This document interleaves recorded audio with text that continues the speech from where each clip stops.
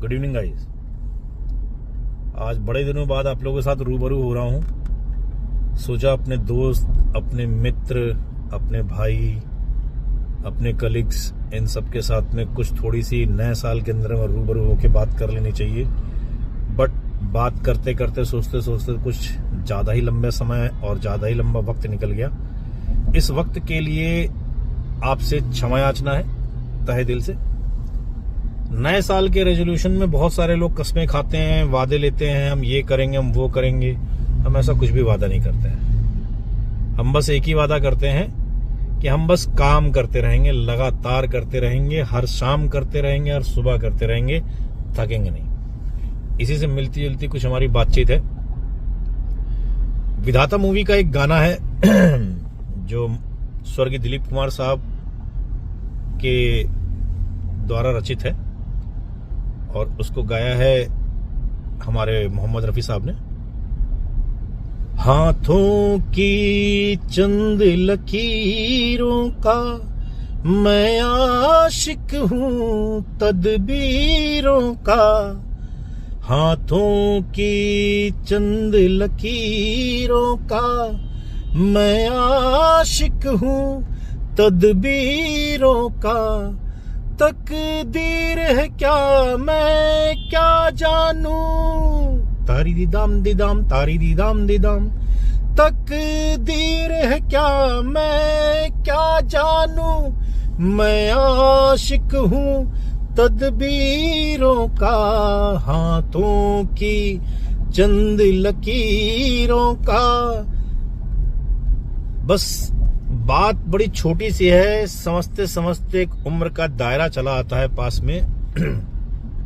आप, मैं कहीं ना कहीं, कभी ना कभी, किसी ना किसी इंसान के पास बैठे होंगे, कभी ना कभी कुछ ना कुछ हमने सीखा होगा।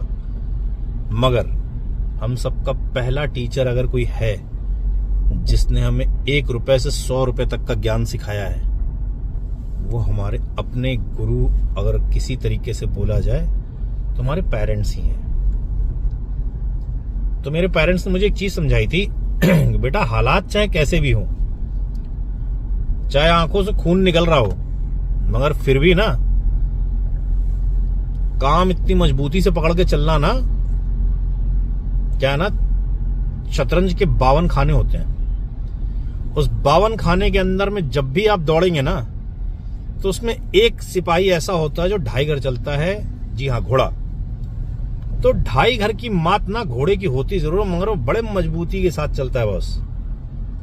तो बस उसी मजबूती के साथ अपनी लगाम को पकड़े रहना चाहिए।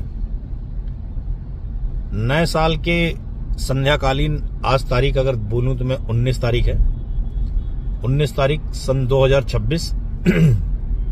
बड़े दिनों बाद मैं अपने दोस्तों के साथ बात कर रहा हूं वीडियो पे। तो बात अगर समझ में आती है तो भी, ना समझ में आती है तो भी, कभी उम्र के किसी पायदान पे आप ये ना बोलें बॉस कि मेरे साथ ये हो गया, मेरे साथ वो हो गया। बॉस नहीं। If you are a born poor, it's your destiny. But if you are a die poor, it will be not your destiny, it will be your disaster. Reason, गरीब पैदा होना अपमान नहीं है, मगर गरीब मरना अपमान है। बड़े से बड़े धुरंधर, बड़े से बड़े लोगों ने कहा है बॉस हो जाएगा, करते रहो, थकना नहीं है। उम्र की जागीर में राहगीर कभी भी उदास नहीं होना चाहिए। क्योंकि क्या है ना, हम और आप घर से निकलते समय ना रास्तों का बहुत सामना करते हैं। कैसे रास्ते? जिंदगी में सिर्फ 2 रास्ते होते हैं, एक दाया, एक बाया। इन दोनों रास्तों के बीच में जब हम और आप राहगीर की तरह चलते हैं ना, तो सिर्फ ये समझ में आता है बॉस रास्ते बदलते रहेंगे, राहगीर बदलते रहेंगे। ऐसा है क्या? नहीं, राहगीर बदलते रहेंगे मगर रास्ते वही रहेंगे।